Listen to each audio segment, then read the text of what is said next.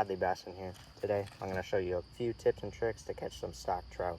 So if you're having trouble, these are just some simple tips that you could use to catch maybe your PB. You never know, because they do stock big ones. It's around the time of the year. It's going into September now, and depending on what state you're in, they're going to stock for fall and spring. This is going to be the fall.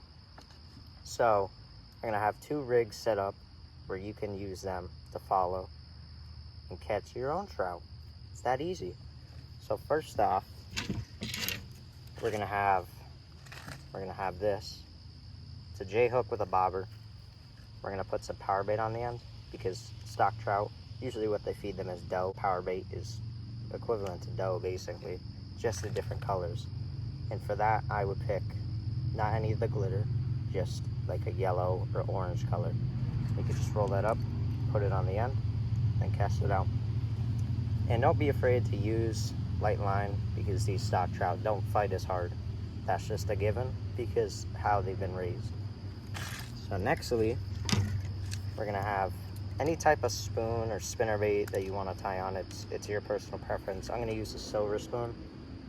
I think this is a casting, not sure. But because trout, either if they're wild or they're stocked, they're gonna have that natural instinct to follow anything that shines, like a minnow. So this perfectly imitates that. So those are the tips. You could use, I would use a light to medium light rod with 6 pound to maybe 8 pound test. 4 to 8 is what I prefer, because they usually they'll see the line, and if it's lighter, you cast it out farther and they won't see it. So let's get into some fishing. I'm gonna have timestamps. Make sure to like if you liked it, subscribe if you want to subscribe, and that's it. Tools you're gonna want is a net, not this kind of net. This is just the only one I have. You can get trout nets for like 10-15 bucks. So get one of those. You're also gonna want a pair of pliers. You're gonna want some pliers, because you want to be gentle with the fish. Get that hook out as soon as possible. Unless you're eating it, of course, then just get it killed quick, and then you can take it home. Be wary of your limits for your state. For here, it's 8. I usually don't like to keep trout because of just how it is. We're going to be using some cheese flavored yellow power bait. This is going to go on our J hook. And you'll find that power bait doesn't stay on the hook as well. You can use anything you want to kind of keep it on the hook. Okay, so with this is how you want to rig it. Just a little ball at the end.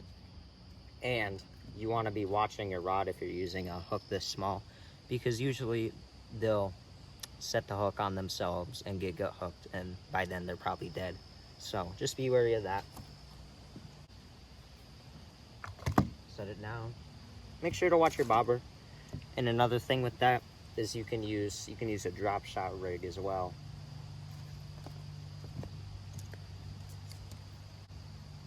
So at the same time, we're going to be casting out so we can get the most potential of fish. You can use more than one rod. It all depends on your state's regulations. So for how you want to retrieve the spoon or your spinnerbait or whatever, you can, that's all personal preference basically, and how the fish are biting. So if they're aggressive, which stock trout usually aren't as aggressive, then you can do kind of a reel in stop. I know a lot of them in here kind of like the stop and go, because they usually swipe at it. So maybe if you get the right timing when they swipe at it, you can get them to bite the hook.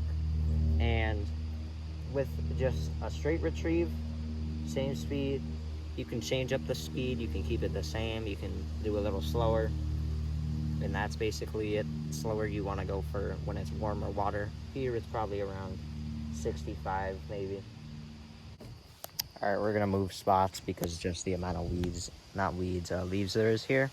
And you don't want to leaves with your spoon, because obviously it's just gonna get, depending on how much it sinks, it's gonna get leaves on it, and you don't want that. So about the power bait, this is the same piece that I rigged on and I showed you at first. It's now a little wet, which means it's easier to come off the hook, but it should still stay on. You just want to swish it on good. Make sure the hook point is not exposed. You can have it exposed too, but I find with that, it comes off the hook more. All right, same deal. We're gonna have the bobber out. You can see it right there. It's that pink thing. And we just had a good bit of rain here, so the water has risen a little bit.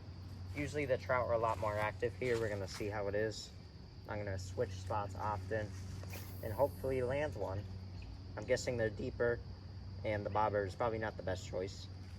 That's when you would go to the drop shot, especially here, because the amount of weeds that are on the bottom.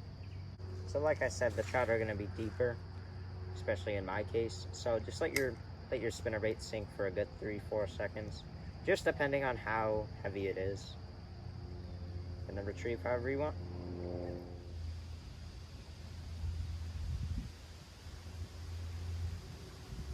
There we are. I'm hooked up.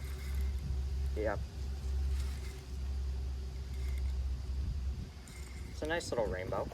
Oh shit, that's not a rainbow? No way. No way did I just catch this. No way, bro.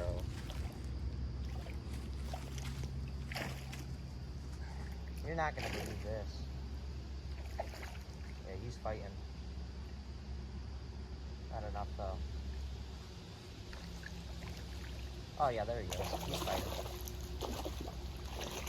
Well, forget what I said that stock trout don't fight. This one's definitely a fighter. Just gotta get this one in without... Oh, it's a brookie. And he's snagged on my other line. That's just great.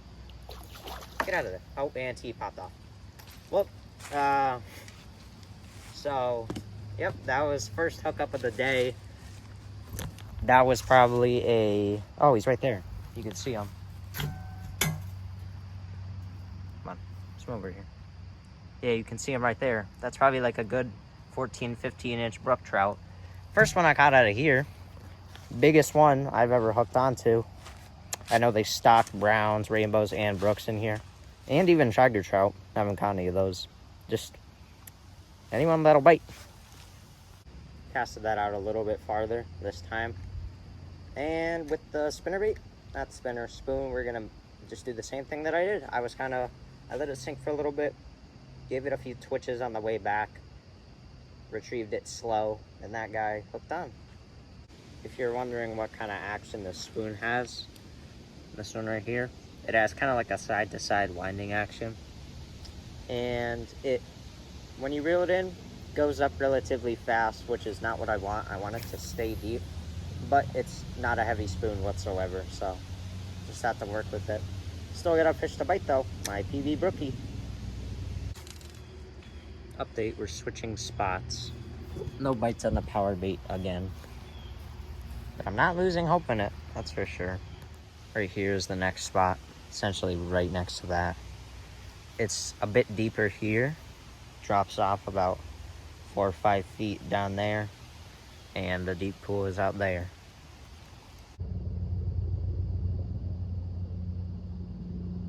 Oh, I just got hit on the bobber. Yep, something's taking that. I don't think it's a trout though.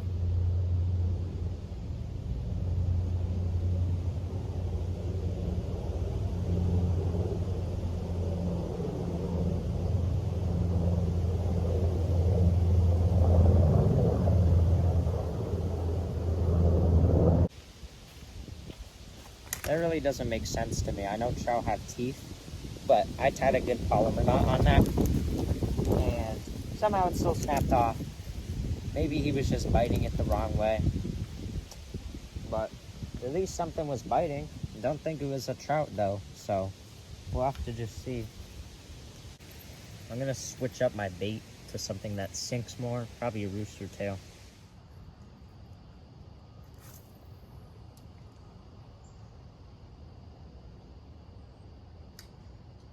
Oh, I just got a hit on the bobber already. Wasn't big. Oh, I just had a hit on this too.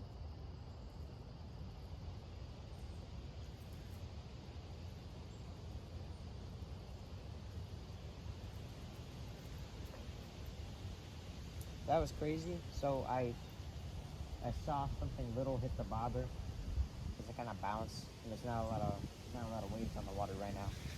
And then I just felt another thump on this.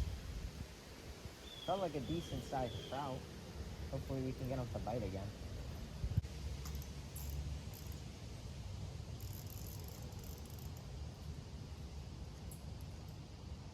Oh, he snagged on something.